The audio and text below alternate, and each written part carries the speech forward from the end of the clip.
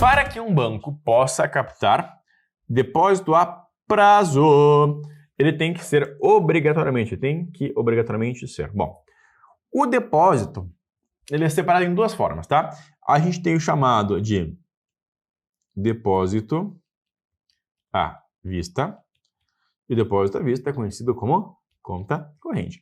Para receber depósito à vista, para ter conta corrente, só um tipo de banco pode ter, que é o chamado de banco comercial, né? Já o chamado depósito a prazo, o depósito a prazo, ele é conhecido como certificado de depósito bancário. Banco comercial, você vai lá no, sei lá, no Talzão da Massa, tem CDB? Tem, então banco comercial pode receber. E o outro banco que pode fazer isso é um banco de investimento. São as únicas duas instituições financeiras autorizadas a realizar esse tipo de operação de depósito a prazo. Kleber, mas eu entrei lá no site da XP e tinha um CDB da XP. Eu entrei lá no site do BTG e tinha um CDB do BTG. Olha que importante. Eles são bancos múltiplos. Então, tem a XP, que começou como uma corretora, e hoje tem um banco de investimentos da XP, hoje tem o banco comercial da XP, BTG, idem, começou como um banco de investimentos, tem a corretora, tem um banco comercial também, então o banco comercial pode ter conta corrente, e tanto o banco comercial como o banco de investimentos pode ter o CDB, que é o nosso depósito a prazo. Então, os dois podem. Então, um banco comercial, sim, mas pode ser um banco comercial ou de investimentos. Não precisa ser necessariamente de investimentos. E um banco comercial e de carteira de investimentos. Um banco com carteira comercial e de investimentos, não necessariamente, tá? Pode ser um ou outro. Então, pode ser ou comercial ou carteira de investimentos, ou banco comercial ou banco de investimento, beleza? Vamos para a questão número 11. 11 Caldas. A questão número 3.316, né? Então, olha só como a gente tem uma variação no número de questões, né? Aqui tem a questão 3.300. No começo do simulado tinha a questão 22.000. Então, a gente tem o maior banco de questões de certificações financeiras do planeta Terra. São mais de 20.000 questões comentadas em vídeo aqui na Top. Então, cara, a gente tem o melhor material para você estudar e ser aprovado de primeira, tá? Baixa nosso aplicativo que você vai curtir pra caramba. Um aumento da taxa Selic tende a... Olha que legal. Quando a gente fala aqui de aumento da taxa Selic, a gente está voltando a falar da... política monetária. Né? Nossa política monetária, né? Que trata sobre a quantidade de dinheiro em circulação, né? E a taxa Selic... Lembra que a gente tinha lá as 4 políticas monetárias. Lembra aqui do Copom.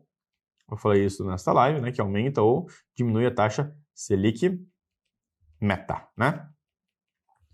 E se a gente tem muito dinheiro, ele fica barato. Ou seja, a taxa de juros é pequena. Se a gente tem pouco dinheiro, ele fica caro e a taxa de juros sobe, né? Então, um aumento da taxa Selic, ó, o dinheiro está ficando mais caro. Se o dinheiro está ficando mais caro, a gente vai ter menos dinheiro em circulação. Então, aumenta o PIB projetado? Não necessariamente, pelo contrário, né? A gente vai diminuir o PIB projetado, porque quanto maior a taxa de juros, eu deixo de comprar um carro, eu deixo de investir numa fábrica, eu deixo de contratar um funcionário, para deixar meu dinheiro guardado rendendo, né? Então vai diminuir o PIB projetado, né?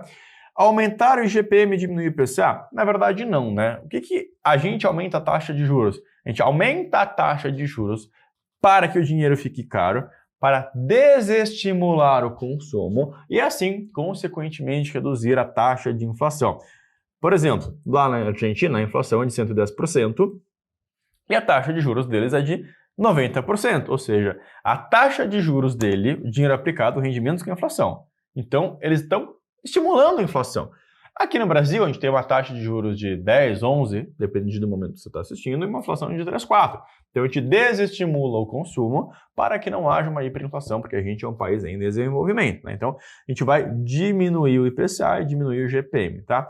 Agora, o que é a PETAX? A PETAX, basicamente, é a cotação do dólar, né? A cotação oficial da moeda internacional.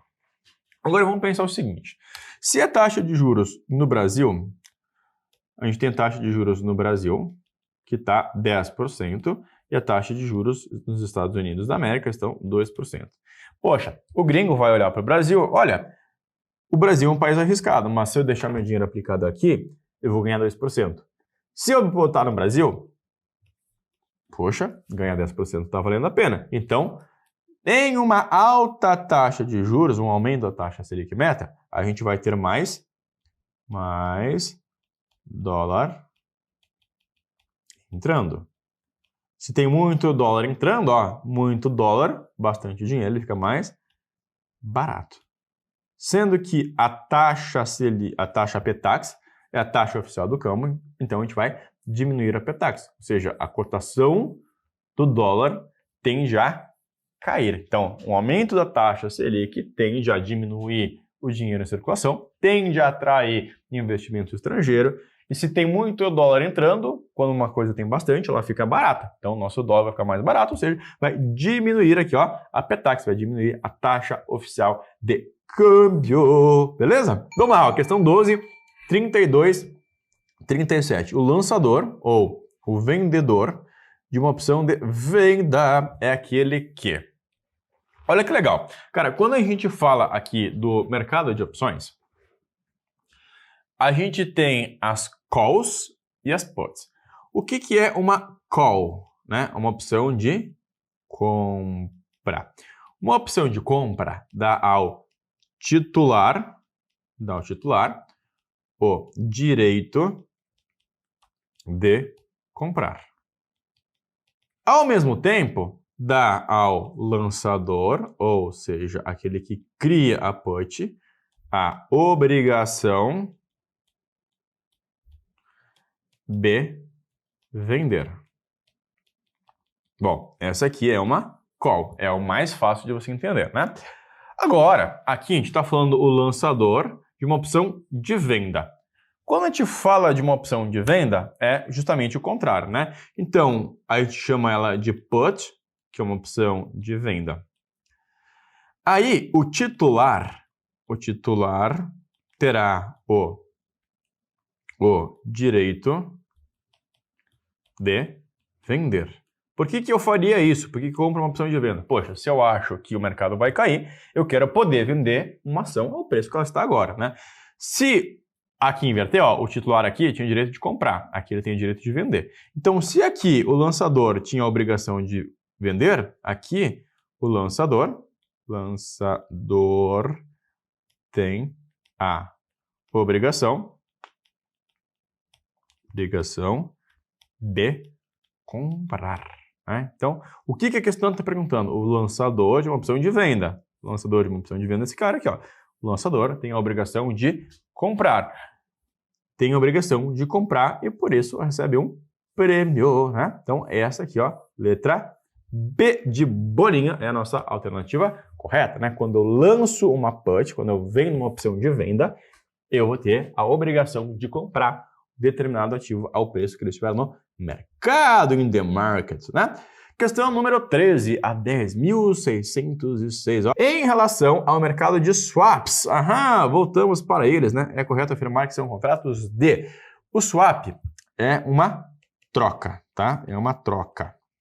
É uma troca de rentabilidades, é uma troca de indexadores, né? Então, a gente vai ter sempre uma ponta chamada de ponta ativa, a gente vai ter uma ponta passiva, né? Por exemplo, eu tenho um dinheiro aplicado a 100% do CDI, né? Só que eu fiz aqui uma operação internacional e eu estou preocupado com a operação do dólar, né? O que eu posso fazer? Eu posso encontrar uma instituição financeira e eu vou swapar, né? Eu vou trocar a rentabilidade do CDI pelo dólar. Essa aqui é a operação mais clássica de todas que a gente tem em relação ao swap, tá? Então, a gente sempre vai procurar uma instituição financeira para fazer essa troca aqui, este swap, tá? Maioria dos casos, a gente tem a aplicação financeira faz a troca, mas tem momentos também que a gente pode contratar isso aqui sem necessariamente ter a instituição, necessariamente ter aplicação, né? A gente faz uma troca de indexadores, basicamente, né? Então, a gente vai ter uma ponta ativa, uma ponta passiva, e swap, né? Swapar é trocar, né? Então, em relação ao mercado de swaps, é correto afirmar que são contratos que prevêem a troca de fluxos de caixa que tem como diferencial a possibilidade de efetuar um hedge em duas variáveis a partir de um contrato. Não. Quando a gente faz aqui, ó, a gente vai swapar, a gente vai trocar o fluxo de caixa, mas é apenas uma variável, porque uma variável eu vou ficar ativo e a outra variável aqui eu vou ficar passivo, tá? Então, a letra A está incorreta. Letra B. Padronizados quanto às datas de vencimento e aos volumes. Não são padronizados, tá? O que é padronizado? É o mercado futuro. Mercado futuro e mercado de opções. Mercado futuro e mercado de opções são mercados padronizados, tá? Agora, quando a gente fala de swap e termo, são mercados não padronizados, ok? Então, alternativa incorreta. Letra C.